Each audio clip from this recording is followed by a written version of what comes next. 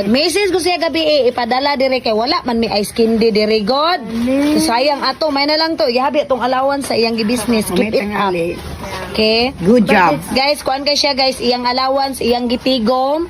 Nya mo to ilang gihimo og ice buko cream, nya iyang ibaligya. Nanuroy pila imong sale gahapon, nanuroy siya, pila imong halin gahapon? 10, big 10. Tag 10 ya, how much is your your halin? The total. people, the total of your sale.